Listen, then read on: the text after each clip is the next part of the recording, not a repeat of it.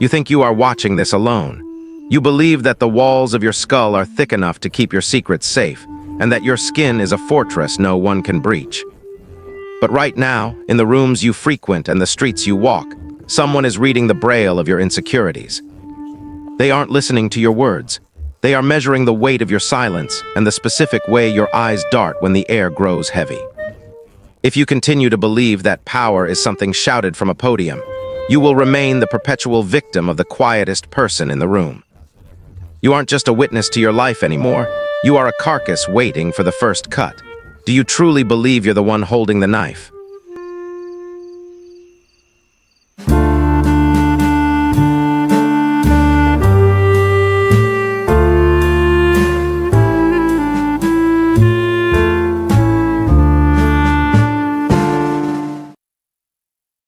You walked into the room today, convinced that your costume was intact. You wore your agreeable face, the one you've polished over decades to ensure that no one feels threatened, that no one looks too closely. You think of this as kindness. The world calls it social grace. But to those who understand the architecture of the human psyche, your kindness is a map of your wounds. Power does not announce itself with a roar. It is the absence of noise. It is the person who sits across from you, perfectly still, watching you fill the silence with nervous chatter. Have you ever noticed how you feel compelled to speak when a conversation dies? That isn't politeness, that is a leak. Every word you stumble over to bridge that gap is a piece of information you are handing over for free. You are revealing your need to be liked, your fear of judgment, and your desperate desire to be perceived as normal. The predator doesn't need to interrogate you. They simply need to wait. They watch the way your hands seek out your phone when you're uncomfortable, a digital pacifier for a grown adult. They notice the microcontraction of your pupils when a specific name is mentioned. You think you're being subtle, but you are screaming in a frequency you've forgotten how to hear.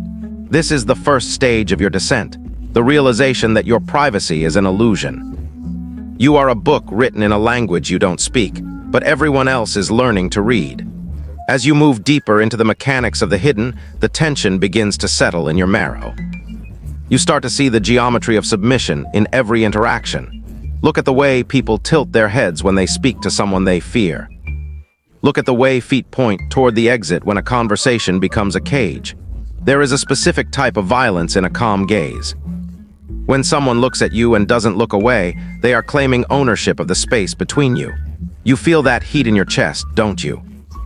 That instinct to glance at the floor, to check your watch, to adjust your collar. That is your biology admitting defeat. You are experiencing the low-status twitch, a prehistoric reflex that tells your brain you are in the presence of an apex. But it isn't just about them. It's about the theater you perform for yourself. You tell yourself you're reading people to be safe, but the more you look, the more you realize that everyone is a hollowed-out shell of intentions. You see your boss's hand tremor, and realize his authority is a brittle glass sculpture.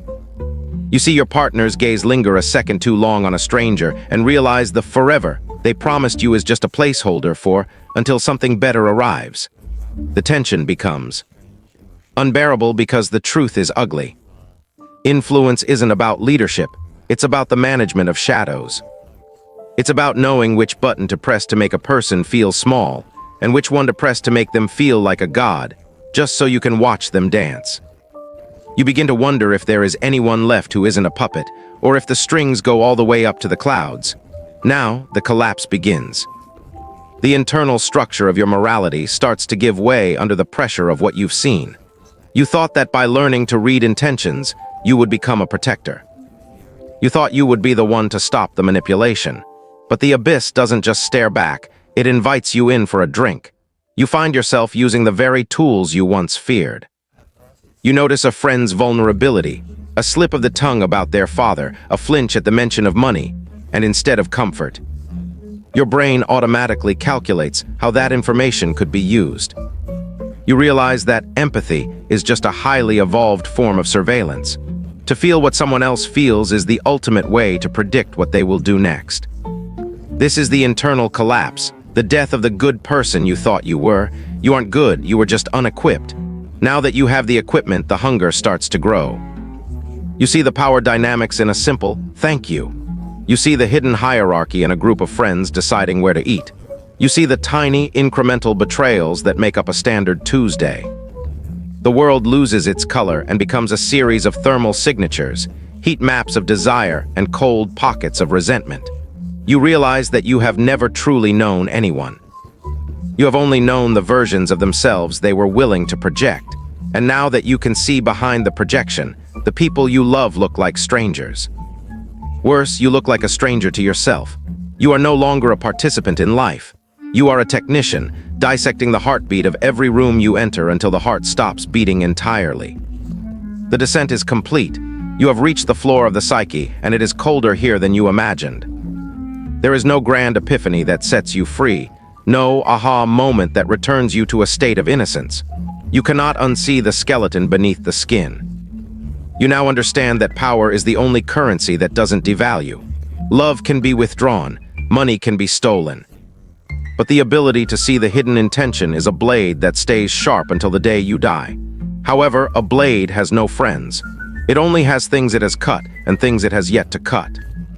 You will walk back out into the world now, and you will see it differently. You will see the mother manipulating the child with guilt. You will see the lover anchoring their partner with false hope. You will see the hero performing for an audience of one. And you will see yourself, standing in the center of it all, finally aware of the strings. You are no longer the one being read. You have graduated from the observed to the observer. But remember this, to see everything is to be touched by nothing. You have gained the world of influence, but the cost was the comfort of the lie.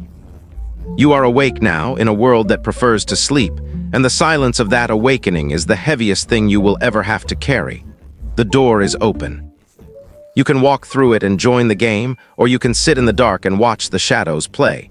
But you can never go back to believing the mask.